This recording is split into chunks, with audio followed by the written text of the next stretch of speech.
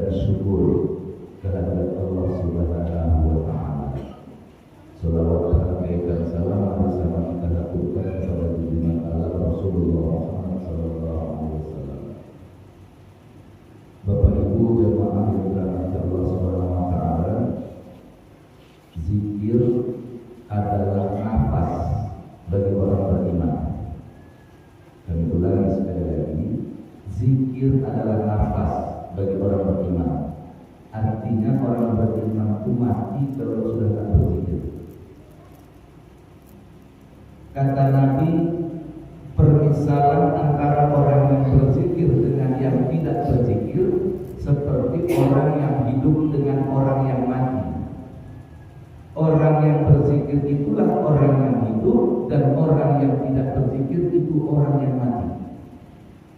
Makanya dengan demikian ulama mengatakan zikir nafas bagi orang yang beriman. Karena zikir itulah yang kita amalkan sejak hidup di atas dunia, nanti pada waktu kita mau mati, sampai nanti kita di dalam kubur, sampai nanti pada hari berbangkit, sampai masuk ke dalam surga, zikir itu tetap kita amalkan. Amal-amal yang lain itu tidak kita kerjakan lagi di surga. Puasa, zakat, haji itu cuma kita kerjakan ketika kita hidup di atas dunia. Nanti kalau udah masuk surga tak ada lagi zakat, tak ada lagi puasa, tak ada lagi zakat. Tapi zikir sampai kita di dalam surga pun, kata Rasul, itu kita tetap berzikir kepada Allah.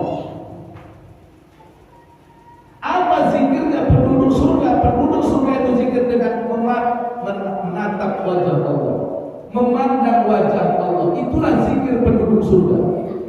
Zikirnya penduduk dunia ini menyebut nama Allah, ingat kepada Allah, merasa beserta dengan Allah. Itu zikir penduduk dunia.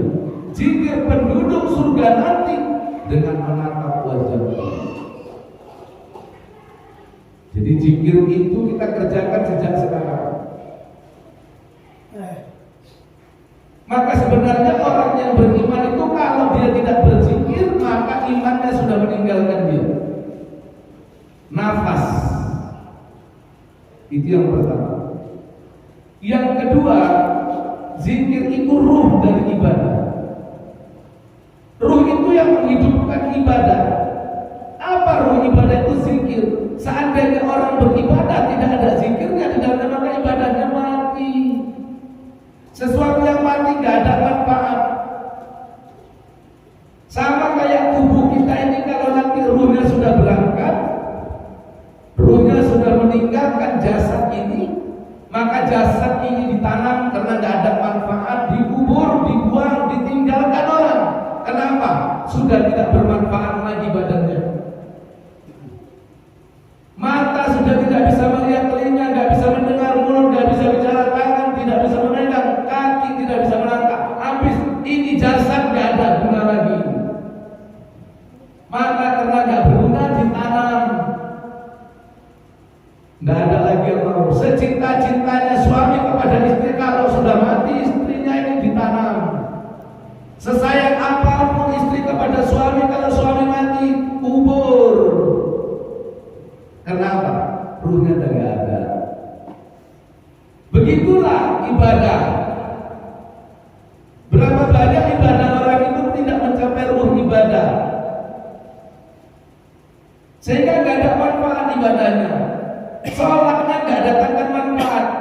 Padahal kata Allah dalam Al-Quran, inna sholata tanha 'anil fahsya'i wal munkar. Sesungguhnya sholat mencegah manusia dari perbuatan keji dan munkar. Nyatanya sholatnya gak tinggal, maksiatnya jalan terus.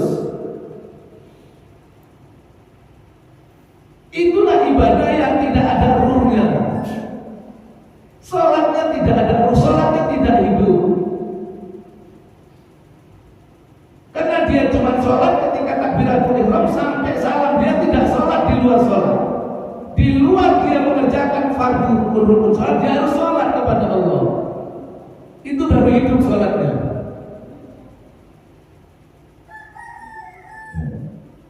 Ini baru 2 dari sekian juta makna hikmah zikir itu. Makanya Makanya dulu kata guru saya, tidak ada ilmu yang lebih tinggi daripada zikirullah. Tidak ada amalan yang terbaik di sisi Allah kecuali amalan yang diiringi dengan zikirullah. Maka zikir ini hukumnya wajib. Wajib di mana? Wajib di dalam ibadah. Jadi kalau ada yang katakan zikir ini hukumnya sunnah, apa? Dikerjakan berpahala, ditinggalkan berdosa, ibu enggak benar. Zikir ini hukumnya wajib. Di mana wajibnya? Di dalam ibadah. Semua ibadah yang kamu kerjakan itu harus ada zikir di dalamnya. Syahadat asyhadu an la ilaha illallah jatuhnya la ilaha illallah zikir. Wa asyhadu anna Muhammadar Rasulullah jatuhnya selawat. Allahumma sholli ala sayyidina Muhammad. Salat, aqimis sholata li dzikri, tegakkan salat untuk zikir kepadaku. Puasa, nawaitu shoma dan ada ibadah syahri Ramadan hadisanati lillahi ta'ala, aku puasa karena Allah. Zakat, haji, semua harus ada karena Allahnya. Ilallah, minallah, ma'allah, billah. Menuju Allah, dari Allah, beserta Allah, dengan Allah.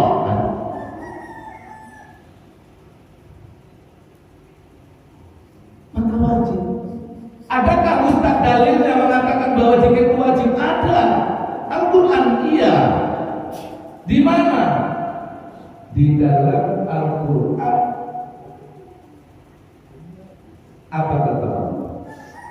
Ya ayyuhalladzina amanu dzkurullaha dzikran katsira. Wahai orang-orang yang beriman, berzikirlah kepada Allah dengan zikir yang sebanyak-banyaknya, sebanyak-banyaknya.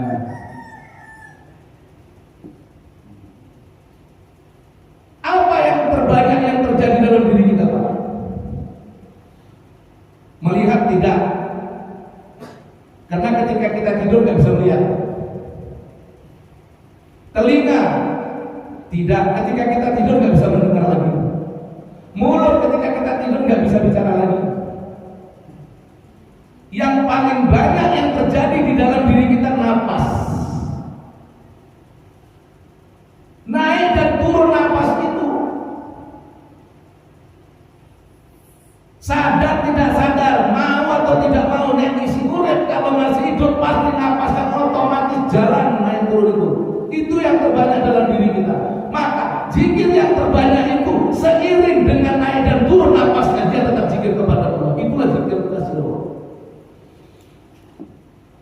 1000 latihan zikir banyak, 2000 latihan zikir, hasilnya naik dan turun napas tetap zikir kepada Allah.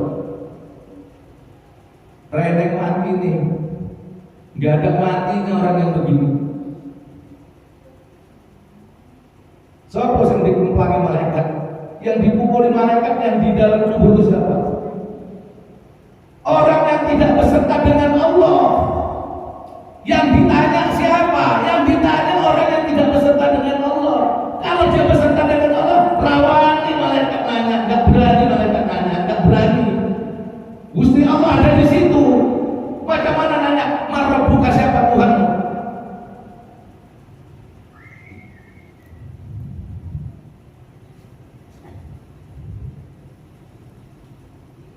Jadi zikir yang sebanyak-banyak itu.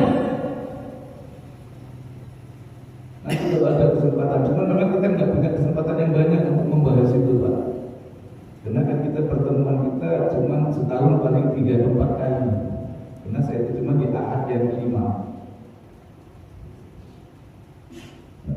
Jadi memang itu memang harus gitu. Kalau tidak dibimbing ya nggak bisa. Tidak bisa. Karena kata Allah dalam Al-Quran, fas'alu ala dzikri in kuntum la ta'lamun. Jika kau nggak paham, tanya ahli zikir. Kalau kau mau belajar tentang zikir, datangi ahli zikir. Kau mau belajar tentang qiraatul Quran, membaca Quran, datangi ulama ahlul Quran. Kau mau belajar tentang ilmu hadis, datangi ulama ahli hadis. Makanya Ustaz ini punya spesialis masing-masing, Pak. Ada spesialisasinya tasawuf, amalannya zikirullah. Ada ustaz itu spesialisnya baca Quran, mengajarkan bagaimana memperbaiki baca Quran. Ada spesialisasinya tentang ilmu hadis, macam-macam. Jadi monggo yang mau belajar hadis datang ilmu hadis. Kalau Al-Fakir ini, kalau dari segi ilmu nggak apa-apa. Orang tanya sama saya, banyak yang nanya. Karena kan kita ada channel YouTube kita juga. Di YouTube itu ditengok oleh orang-orang seluruh Indonesia. Seorang profesor di Medan terkenal mengajarkan ilmu tasawuf juga. Seorang profesor, Pak, saya kan nggak profesor.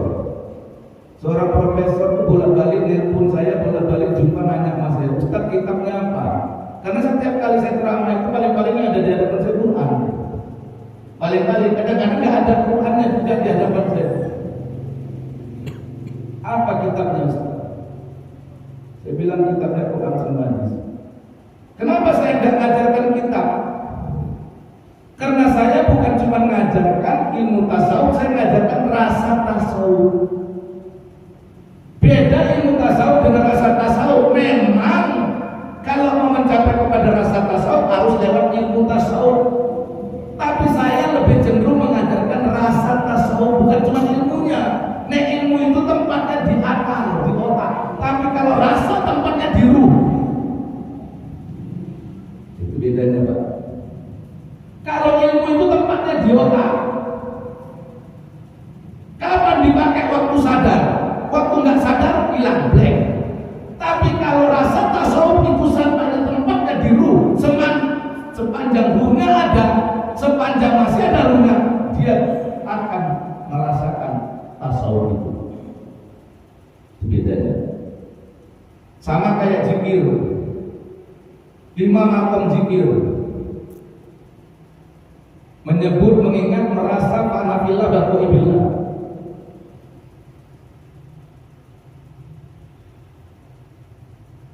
Secara umum orang mengatakan zikir, mari kita zikir mengingat Allah. Betul, zikir mengingat Allah. Tapi mengingat Allah dalam zikir itu atau zikir mengingat itu belum yang sempurna, belum. Tapi bukan salah, Pak. Tapi kan yang digaung-gaungkan di luar itu, ya betul itu memang. Zikir itu mengingat Allah, betul. Tapi bukan itu yang paling betul. Benar, zikir itu mengingat Allah, tapi belum itu yang paling benar. Bukan salah. Kenapa? Kalau kamu mengingat sesuatu berarti sesuatu itu masih jauh daripada kamu. Contoh sekarang ini, Pak. Ini contoh. Aku duduk di sini, Bapak duduk di situ, Ibu duduk di situ. Pada saat kita duduk bersama dalam satu majelis ini, apa perlu Bapak mengingat saya? Apa perlu Ibu mengingat saya? Enggak perlu. Saya sudah ada di hadapan Bapak, sudah ada di hadapan Ibu. Enggak perlu diingat. Kapan Bapak mengingat saya? Kapan Ibu mengingat saya? Ibu pulang ke rumah, Bapak pulang ke rumah baru ingat sama saya ketika kita jauh. Betul enggak, Pak? Betul kan? Tadi Ustaz Jamal ceramah pakai peci putih, bajunya abu-abu, di depannya ada Al-Quran, ada meja, duduk di atas kursi. Kapan itu Bapak lakukan? Ketika Bapak sudah sampai rumah, ketika Ibu sudah sampai rumah, betul enggak? Artinya kita mengingat sesuatu kalau kita sudah jauh dari sesuatu itu. Ini masuk, Mas. Ini masuk, Mas. Ini merinding gitu. Merinding.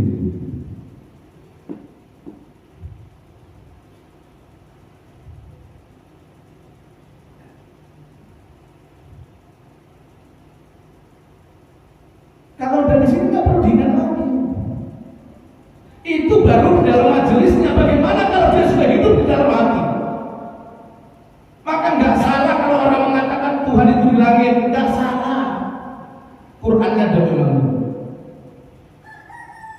Tapi langitnya langit mana? Bukan langit yang kau pandang ke atas. Di dalam dirimu ada langitnya itu. Aras itu ada di dalam dirimu.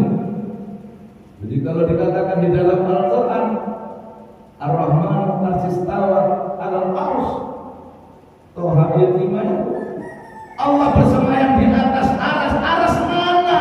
Itu perlu ditafsirkan. Tapi ada orang sekarang so hebat, Quran gak Kalau Quran nggak perlu ditafsirkan, Pak, orang-oranda hidup kita ini. Contoh, kalau Quran nggak ditafsirkan, kalau Quran hanya dibaca nggak ditafsirkan, contoh ini contoh. Di dalam Al-Quran ada ayat, walillahil masyriq wal maghrib. Milik Allah lah apa yang ada di timur dan yang di barat. Seorang kiai cerita tentang ayat ini kepada para santrinya. Apa kata kiai? Walillahil masyriq wal maghrib. Semua yang ada di timur di barat milik Allah. Kita nggak punya apa-apa. Kata Pak Kiai kepada santri-santrinya. Selesai si kiai, Pak Kiai tadi ngomong dakwah ceramah seperti itu, santrinya dua orang ada yang nakal. Di santri ini kan ada juga yang nakal. Saya kan punya pesantren, Pak. Ada santri yang nakal. Apa kata kiai anak santri? Yuk kita curi nanti malam kambing Pak Kiai. Itu kan kambing Allah. Singkat cerita, malam dicuri kambing Pak Kiai, dipotong, disembelih sama mereka, dimakan sama mereka. Kemudian ketahuan siapa yang mencuri. Disidang apa? Disidang. Dipanggil sama kiainya, disidang. Kenapa kalian curi kambing saya? Kata Pak Kiai. Kok teganya kalian curi kambing saya? Kata Pak Kiai. Apa kata muridnya yang ngambil tadi, Pak? Tapi Pak Kiai bilang gak ada kambing siapapun, yang ada kambing Allah. Nah, kami kan ngambil kambing Allah. Tapi namanya Kiai gak kehilangan akal. Apa kata Kiainya? Iya memang gak ada milik saya, yang ada milik Allah. Tapi besok-besok kalau ngambil jangan yang besar-besar lah, yang kecil-kecil, entah bebek, ayam. Kalau seandainya nggak ditafsirkan ayat walillahil masyriq wal maghrib tadi, habis kita. Ibu bapak parkir sepeda motor di sana, orang datang enak aja pakai kunci T, nggak peduli ada apa nggak ada orang. Ya, loh, itu udah kereta kok dicuri sepeda motor? Apa katanya? Walillahil masyriq wal maghrib. Milik Allah yang ada di langit dan yang ada di timur dan di barat. Ribut Pak hidupnya kalau ayat Quran nggak ditafsirkan. Itu baru salah satu contoh. Nggak ditafsirkan ayat Al-Quran, ini wajahku wajah dia. Allahu Akbar, ini wajahku wajah dia. Ku hadapkan sesungguhnya wajahku ini kepada wajah Allah. Yang mana wajah Allah?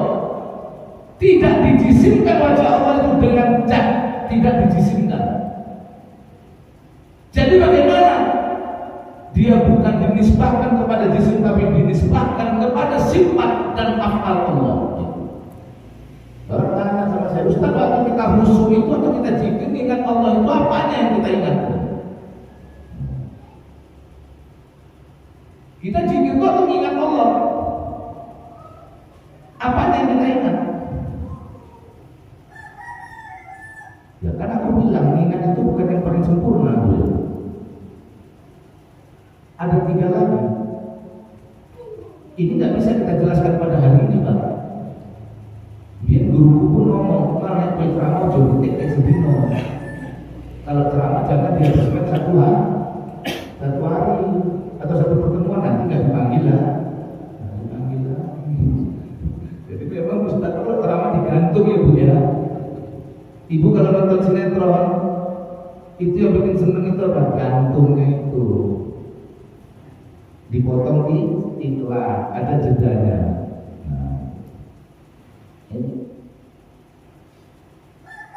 Jadi zikir hukumnya wajib. Jadi ada zikir itu menyebut,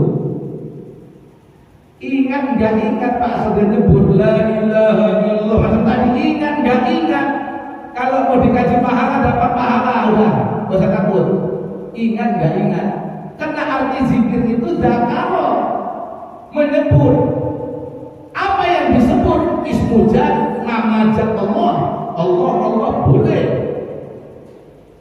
Subhanallah, alhamdulillah, Allahu Akbar, ditahlilkan la ilaha illallah, boleh.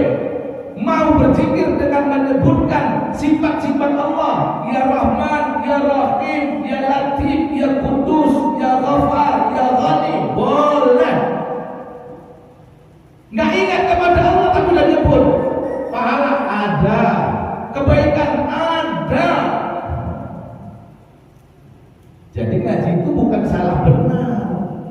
Itu nggak ngaji, itu hukum. Makanya kita ngaji. Kalau hukum baru salah benar, halal haram sah batal. Ini bukan hukum. Ini masalah akhlak, kelakuan kepada Allah. Makanya kita perlu rasa, bukan harus bisa merasa, harus merasa, bisa merasa, bukan merasa bisa. Ada pahala. Ingat nggak ingat asal nyebut la ilaha illallah, la ilaha illallah. Biarpun ibu-ibu lagi zikir la ilaha illallah, pas wirid tahu yang di belakang di dapur lagi goreng, sreng dengar suaranya, kan dengar tuh. Kita zikir la ilaha illallah, apalagi dia nggak bersuara, la ilaha sreng,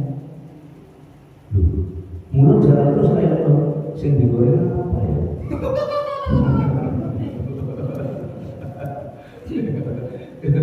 apa-apa, itu refleks gitu.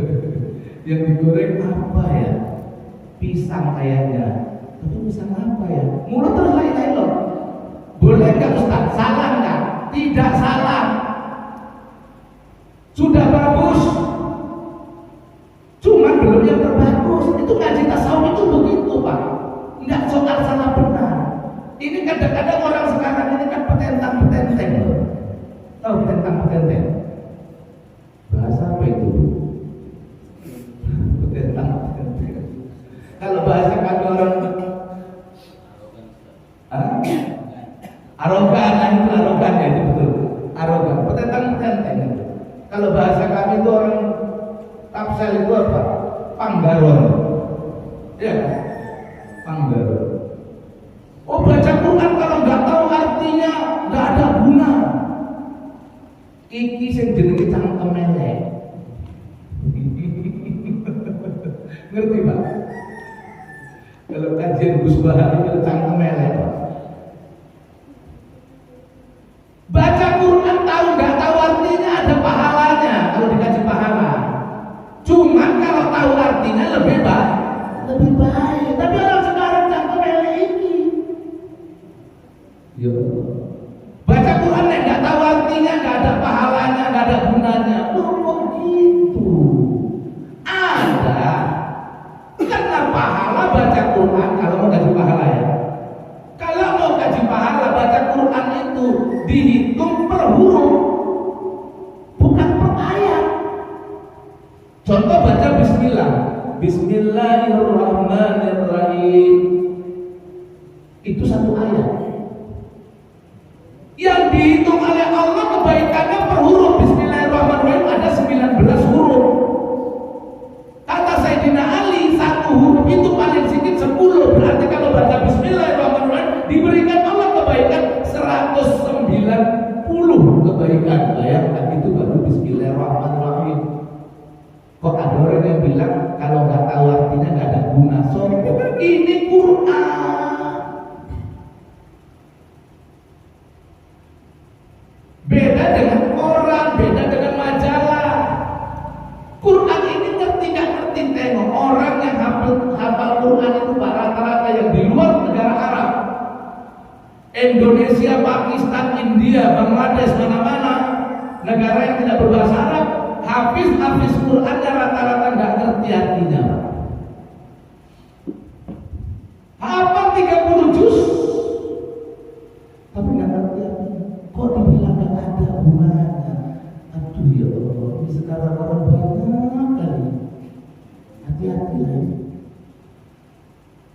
Sampai ada orang itu udah dulu dia bandel, nggak pernah masuk masjid, nggak pernah sholat, minum tuang, main judi kerjanya. Dilarang tobat. Dulu dibilang orang dia nanti masuk neraka tobat.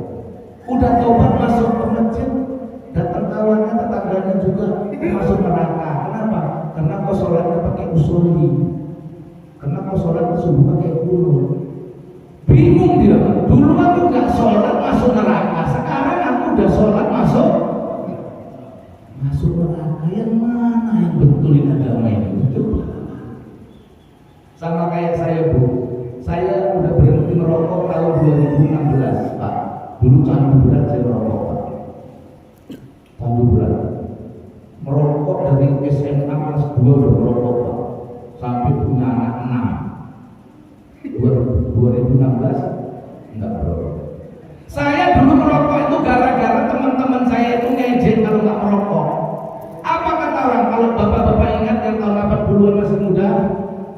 Apa kata kawan kita kalau kita nggak merokok, Pak? Bencong kali kok. Betul Pak? Iya Pak ya. Iya, bencong kali kok nggak merokok. Karena takut dibilang bencong, aku merokok. Di lalaya udah candu keliling kota Medan asal bencong merokok. Tinggi. Awak merokok supaya nggak dibilang bencong. Tahu-tahu asal bencong awak jumpa semua merokok. Awak udah terlanjur candu. Berarti kalau merokok itu orang ya udah Bapak yang jawab.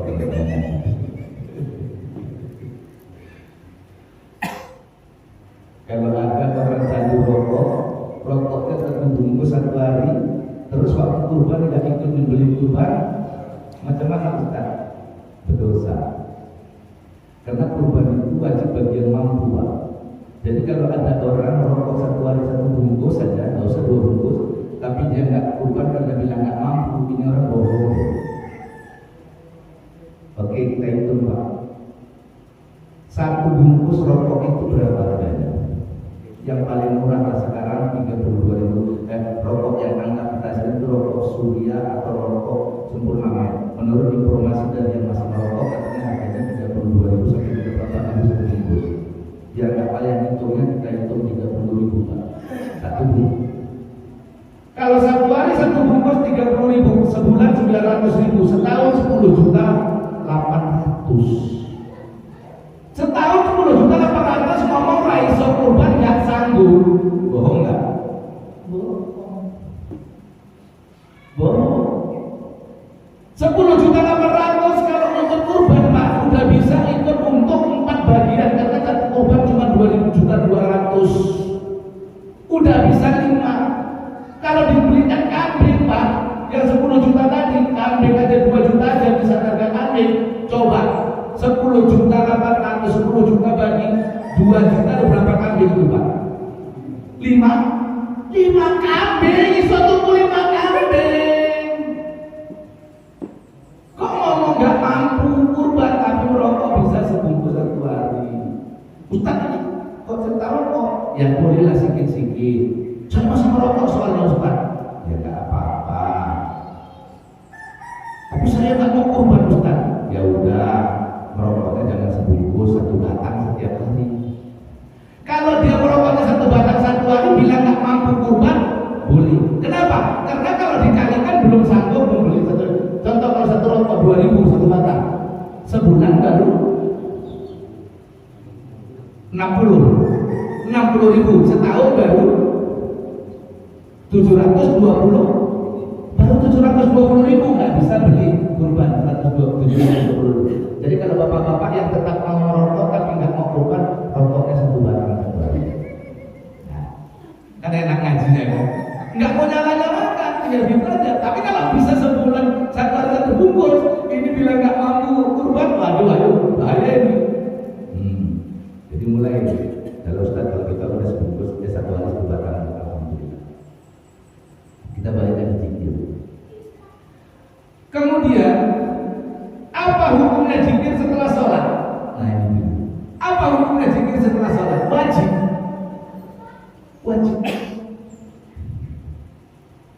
Zikir setelah sholat wajib. Dalilnya An-Nisa ayat 103. Fa'idza qadaytumus sholata fadhkurullaha qiyaman wa qu'udan wa 'ala junubikum. Maka apabila kamu telah selesai sholat, berzikirlah kepada Allah pada saat kamu berdiri dulu dan berbaring.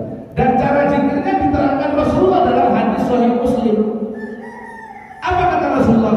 Barang siapa yang telah selesai sholat 5 waktu, subuh, zuhur, asar, maghrib, isya, dia zikir baca subhanallah 33 kali, alhamdulillah 33 kali, Allahu akbar 33 kali, sehingga berjumlah 99 dan ditutup satu yang ke-100 dengan la ilaha illallah wahdahu la syarikalah, diampunkan Allah dosanya walau sebanyak bumi lautan.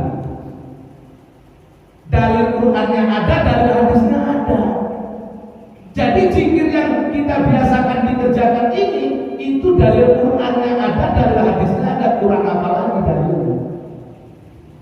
Cuman kadang-kadang orang sekarang nggak pernah baca Quran, baca Qurannya pembaca tafsirnya aja, artinya ngomongnya selalu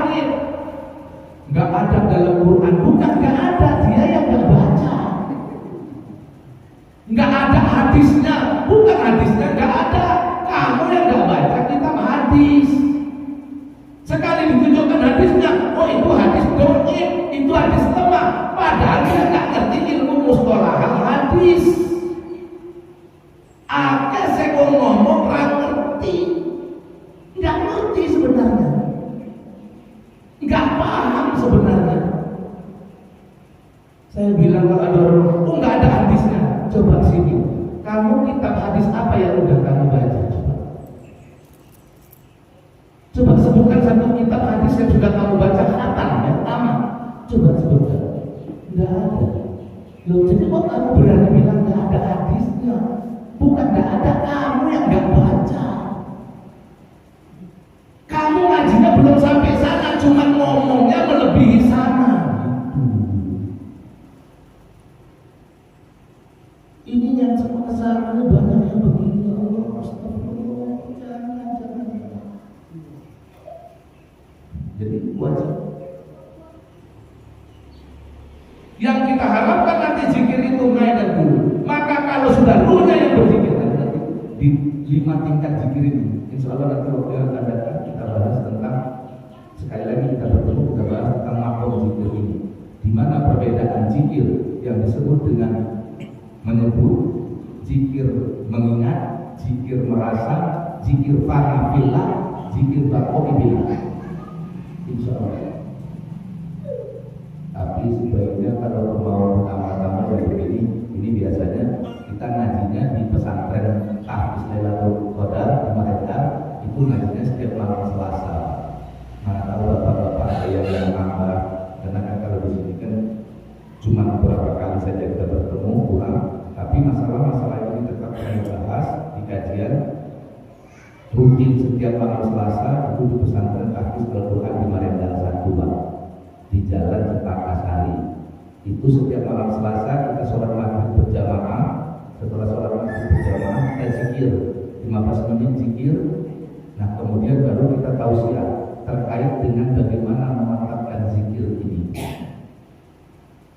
Karena memang semalam saya ditanya, malam Jumat kemarin waktu saya ngasih di rumah semuanya kita ditanya, Ustaz, apakah zikir ini perlu mursyid? Ya.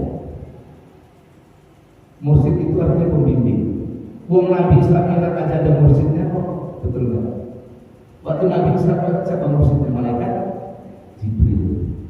Lo kita Nabi bukan, Rasul bukan, kok gara-gara nggak perlu mursyid? Perlu mursyid dalam zikir itu perlu. Nah makanya apa bedanya orang belajar ada guru sama belajar nggak pakai guru? Kalau guru ngajar itu dunia akhirat tanggung jawab Pak. Kita kalau punya guru aman Pak. Nanti kalau kita salah mengamalkan apa yang disampaikan guru, nanti ditanya di sana, kau kok salah kau mengamalkannya? Aku dari guruku, aman. Tapi kalau kita nggak punya guru, kok salah dia belajar di YouTube, ditanya YouTube, aku mana tahu kalau itu. Raiso kata Mbak. Bisa. Makanya seaman-amannya orang itu Pak, kalau ada gurunya aman dunia akhirat. Tapi kalau nggak ada guru, maka ada penuntut ilmu mutolabah, musafarah, murojaah.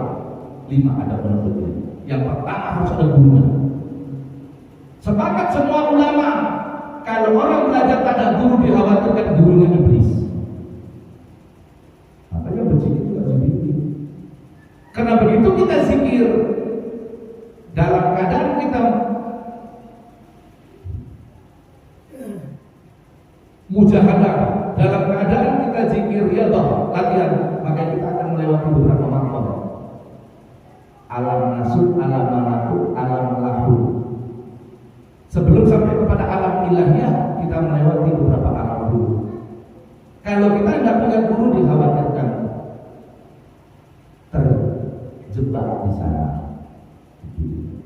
Nah, ini terkait dengan zikir, saya mau memberikan semangat. Jadi Pak habis sholat terus lagi zikir. Subhanallah. Ada imam, ikut imam. Nggak ada imam, imamnya nggak ikut zikir, kita tetap. Ada dalilnya, kita bisa bilang Dalil Quran surat An-Nisa ayat 103, dalil hadisnya Sahih Muslim. Jadi guru-guru dulu itu bukan gak ada hadis, bukan gak ada Quran, cuman orang dulu itu belajar tuh yakin, nggak nanya-nanya sama gurunya hadisnya mana, Qurannya mana, tapi semua yang diomongkan guru Quran, semua yang diomongkan Ustaz itu hadis. Nah, sampai di sini ini hanya merangsang saja untuk supaya bisa jadi mantap, ya mudah-mudahan barokah. Tapi kalau ada yang bertanya silakan. Ada panitia saya. Jabu lutut di atas tandu, pura-pura tunduk di kantor. Yang tunduk menjawab dengan pantun. Jabu lutut tak tunduk-tunduk, aku tunduk karena busuk. Berarti busuk. Jangan buruk sang, bersihkan hati. Monggo Pak. Waalaikumsalam.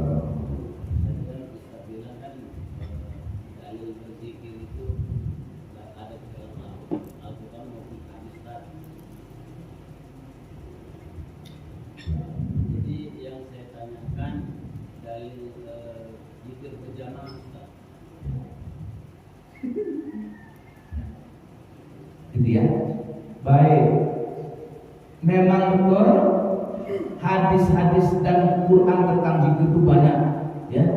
Nah, sampai kita berkesimpulan zikir itu wajib. Yang ditanyakan dalil zikir berjamaah. Nah, dalam hadis nanti saya cari dalil hadisnya itu di hadis. Kalau saya salah itu di hadis Bukhari atau Muslim. Ya, nanti saya cari apa yang makan dan sangat hadis ini. Saya bacakan mafhumnya saja. Setiap hari ada malaikat yang diutus Allah untuk bertebaran di muka bumi, untuk mencari orang yang berzikir. Itu hadisnya. Jadi kalau kelompok itu berarti jamaah. Ketika ada jamaah yang berzikir, maka malaikat itu berhenti. Di situ. Malaikat yang pertama ini manggil malaikat yang kedua. Kira-kira kalau bahasa kita, sini ada orang zikir. Malaikat yang kedua ini terus memanggil malaikat ketiga, terus sampai mereka ini bersusut-susut sayapnya sampai kepada Allah.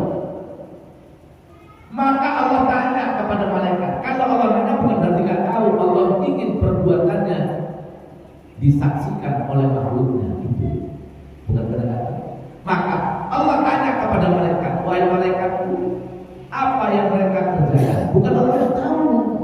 Jangan salah paham. Apa kata malaikat? Mereka berzikir ya Allah kepadamu. Apa mereka kenal sama aku? Tidak ya Allah. Bagaimana kalau mereka kenal sama aku? Pasti lebih banyak lagi zikirnya ya Allah. Mereka itu minta apa? Kata Allah. Mereka zikir itu minta apa? Apa yang mereka inginkan? Apa kata mereka? Mereka itu ingin surga ya Allah. Mereka itu berharap untuk masuk surga ya Allah. Apa kata mereka? Apa mereka sudah pernah melihat surga? Belum ya Allah. Bagaimana kalau mereka melihat surga? Pasti lebih banyak lagi zikirnya ya Allah. Mereka itu takut dari apa ya Allah? Mereka itu takut dari neraka ya Allah. Apa mereka sudah pernah lihat neraka?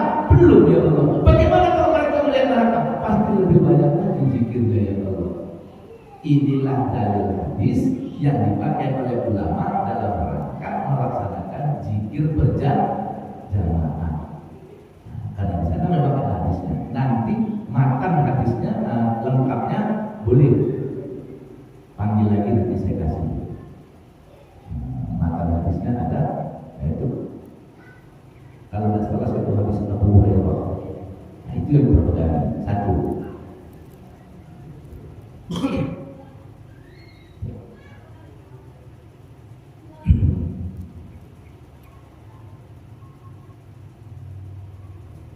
Itu satu. Yang kedua dalam Al-Quran,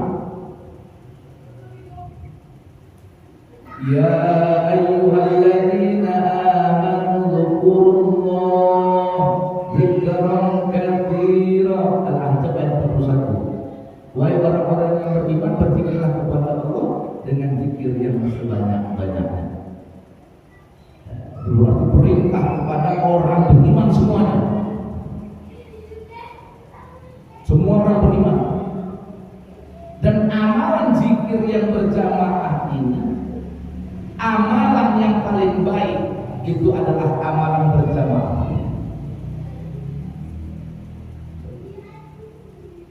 Sholat berjamaah dengan sholat sendiri lebih baik sholat berjamaah. Kata Nabi Muhammad SAW, nanti boleh dibaca di dalam kitab Al-Qur'an hadis. Setan itu, iblis itu mengintai manusia seperti serigala memantau mangsanya. Siapa yang diterkam oleh serigala? Rusa yang keluar dari rombongan yang sendiri. Begitulah iblis setan memangsa manusia. Jika dia sendiri dalam beribadah, dia belum duduk maksudnya. Ini dimangsa oleh iblis. Jadi iblis itu takut Pak memangsa orang yang berjamaah.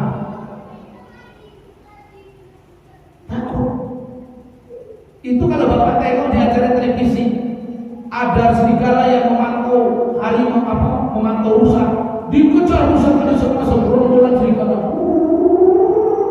Setelah berapa ratus meter, nanti ada rusa yang tercerai dari rombongannya, betul nggak? Yang dimangsa, yang diterkam, yang dimakan itu adalah rusa yang lari dari rombongannya, yang nggak ikut dalam jamaah. Begitulah iblis memangsanya. Makanya kata Allah dalam Al-Quran, wa'tasimu bihablillahi jami'an wa la tafarraqu. Bersatukanlah kamu dalam tali agama Allah dan jangan kau bercerai-berai. Itulah makna hakikatnya zikir berjamaah itu ada di dalam hadis dan ada juga makna di dalam Al-Quran tentang zikir berjamaah. Ya.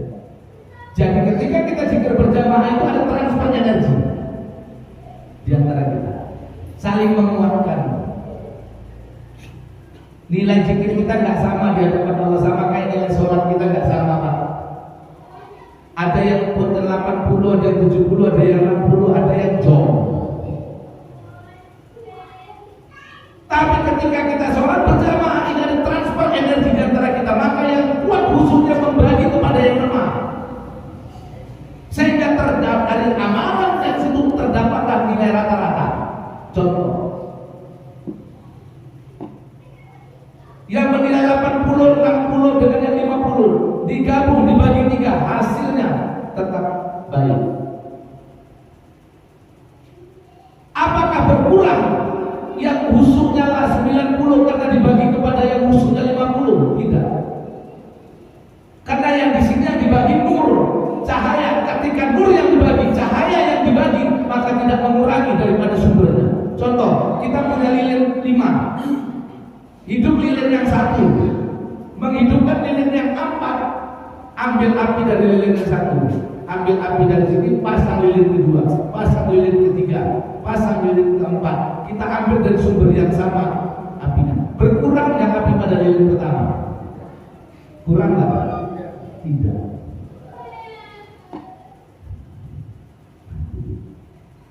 Jadi itu terkait dengan dalilnya Pak ya? Ada. Ada lagi. Itulah satu di antara dalil-dalil yang lain tentang zikir berjamaah. Monggo Bapak Ibu juga boleh bertanya. Ya.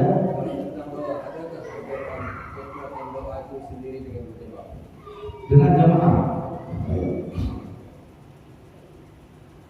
Di dalam beberapa kesempatan Nabi berdoa secara berjamaah. Misalnya ketika sholat istisqa minta hujan, Nabi itu bahkan sampai nampak, maaf, apa ini, ketiak ini, putihnya. Nabi itu sampai di dalam sholat istisqa meminta kepada Allah supaya turun hujan, ya kan? Sampai nampak ini, putih, cahaya. nggak kayak kita ireng peteng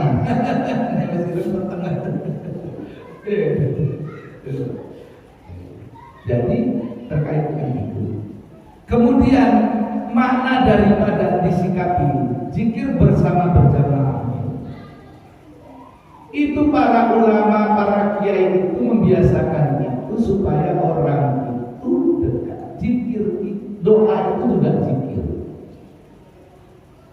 Ketika kita berkomunikasi dengan Allah, meminta kepada Allah, di situ pun zikir. Maka ketika kita doa berjamaah itu bagian daripada zikir berjamaah. Karena hendaklah ada doa-doa. Jika doa itu diaminkan oleh 40 orang, doa mustahil. Apa artinya doa itu diaminkan 40 orang? Artinya berarti ada yang mengaminkan berjamaah.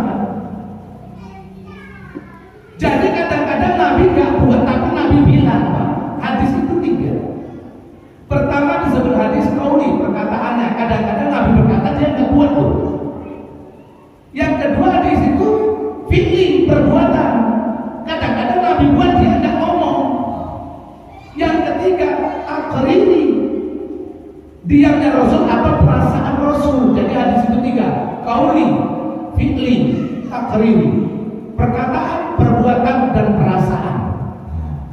Ini nanti saya bahas yang kedua. Apa maksudnya fi'li, qauli, akriri ini? Jadi hadis itu bukan cuma ucapan Rasul, bukan cuma perbuatan Rasul, perasaan Rasul juga. Sekarang kita banyak ikut perkataan Rasul, perbuatan Rasul, perasaan Rasul. Perasaannya bukan cuma ngapal-ngapal hadisnya, bukan cuma ngamal-ngamalkan perbuatannya, hatinya juga takrir itu hati. Dan kalau tak keluarkan, dan sampai sabar. Apa takrir itu? Satu ketika Rasul berkunjung ke orang Badui, orang Arab pedalaman. Rasul dihidangkan dengan makanan istimewa kebesaran mereka. Apa itu? Dok panggang. Apa itu dok? Kadal pada pasir besar. Rasul nggak pernah makan itu. Terus dihidangkan itu. Rasul tanya, apa ini? Ini dok ya Rasulullah. Oh iya. Rasul nggak mau makan. Sahabat yang lain makan, tapi Rasul tidak larang. Rasul nggak cakap, cuma nggak makan. Kira-kira kenapa Rasul nggak mau makan? Coba. Bukan. Rasul gilo. Nggak pernah makan. Kita kan kalau ada hidangan kita nggak pernah makan. Bahkan karena itu boleh jadi Rasul itu jijik, tapi dia nggak ngomong, Pak. Dia takut tersinggung orang. Kalau dia bilang, ih jodoh kali ini kok ada dimakan, tersinggung nggak orang? Itulah perasaan Rasulullah. Nggak mau, dia nggak mau buat, tapi dia nggak melarang orang yang berbuat. Dia nggak mau makan, tapi dia nggak melarang orang yang makan. Kenapa? Karena yang jodoh itu dia. Kalau dia bilang orang tersinggung nggak, Pak? Tersinggung. Inilah perasaan Rasulullah. Nggak mau nyinggung orang. Kita kadang-kadang yang ngaku berikut Rasulullah suka kali nyinggung orang. Nah, ini tak bilang. Itu dia, Pak. Jadi adakah dalilnya doa berjamaah? Apabila doa itu diaminkan oleh 40 orang, termasuk doa mustajab. Kenapa bisa diaminkan? Berarti ada yang mengaminkan. Itu maknanya. Jadi dalam memahami satu ibadah itu, hadis itu jutaan jumlahnya. Bukan cuma 1, 2, bukan. Kalau kita nggak dapat hadisnya, bukan berarti nggak ada. Kita yang belum baca. Nah, jadi hadis mengenai doa berjamaah ada, dimaknai dari salah satu doa yang mustajab adalah diaminkan oleh 40 orang. Itu kan berjamaah maksudnya. Jadi kalau bahasa kerennya sekarang ada makna implisit dan ada makna eksplisit. Implisit itu yang ada di dalamnya. Ngono Pak.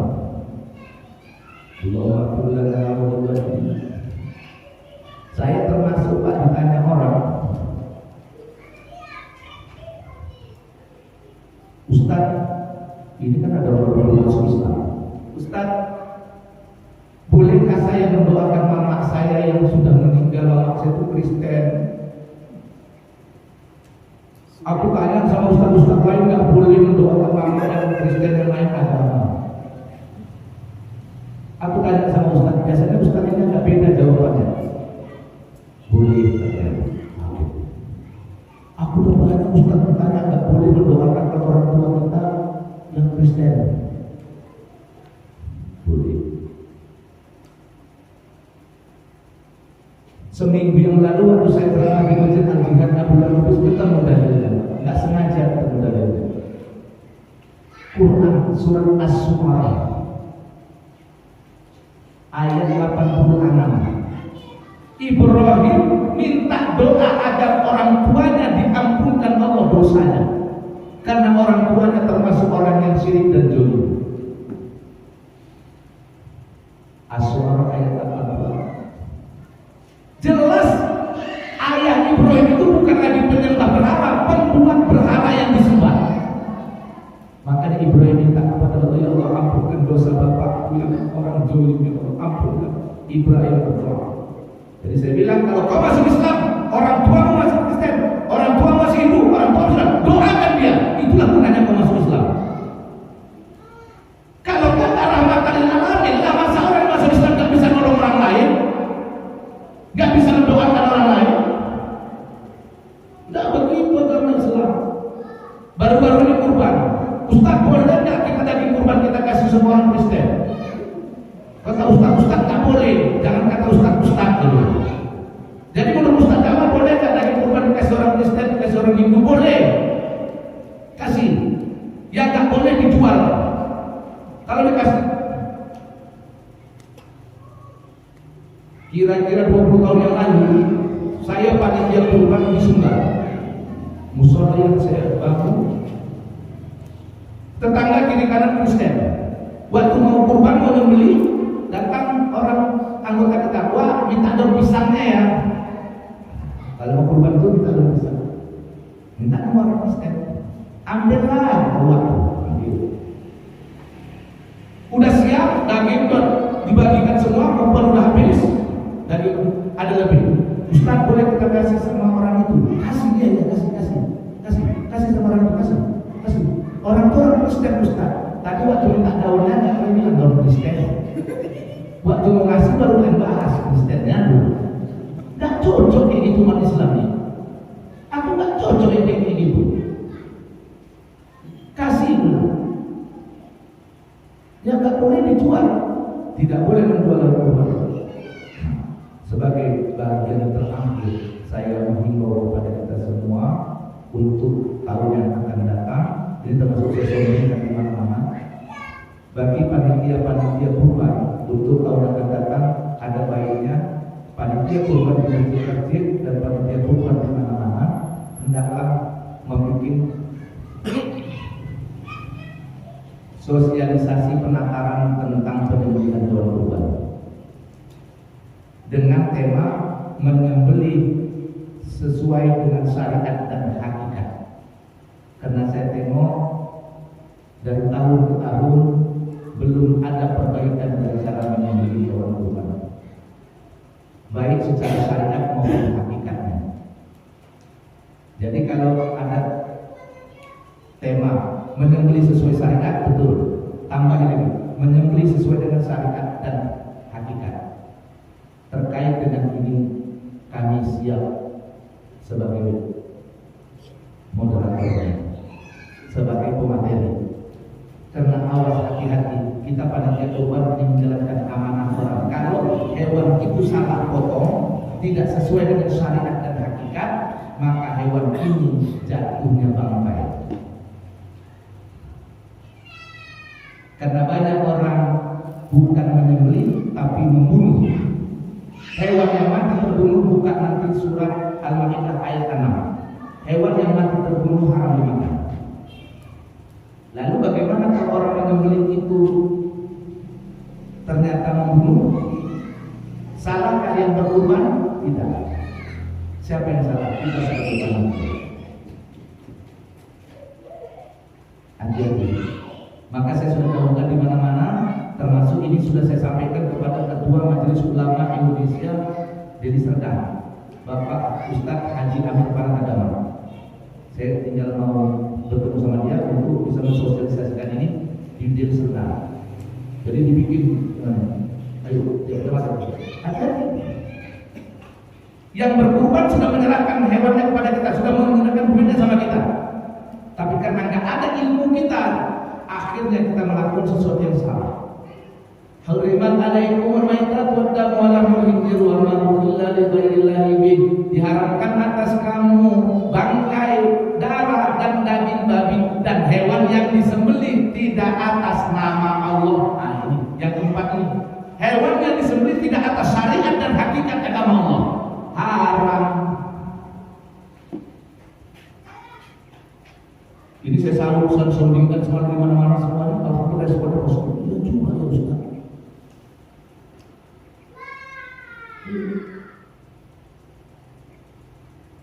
La yanallahu muhammadan dima'uha walakin yanaluhu taqwa minkum. Tidak sampai kepada Allah daging kurbanmu, tidak sampai kepada Allah darah kurbanmu, yang sampai kepada Allah takwamu. Waktu kamu menyembelihnya, maka dagingnya kamu makan, darahnya kamu taruh ke bumi, lalu ruhnya kemana kau buat?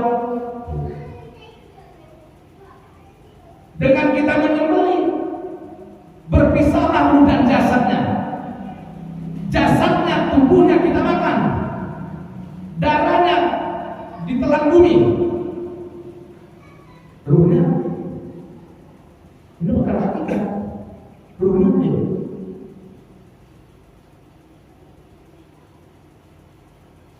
Kau akan diminta pertanggungjawaban.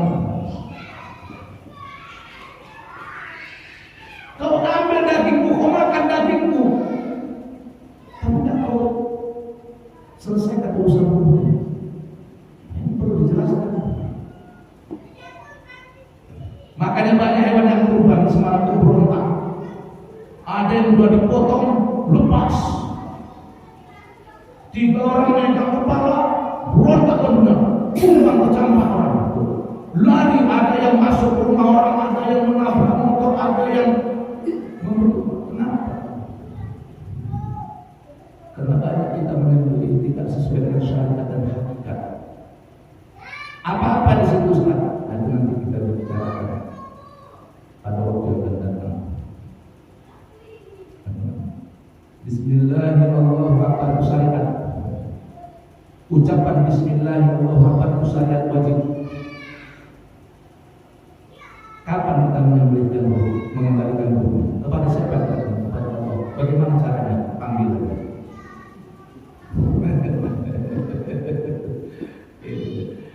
Baru enak dagingnya makan. Nampaknya menyembelih tapi membunuh. Pak tadi pergi ke sawah pulang membawa yang kalau ada kata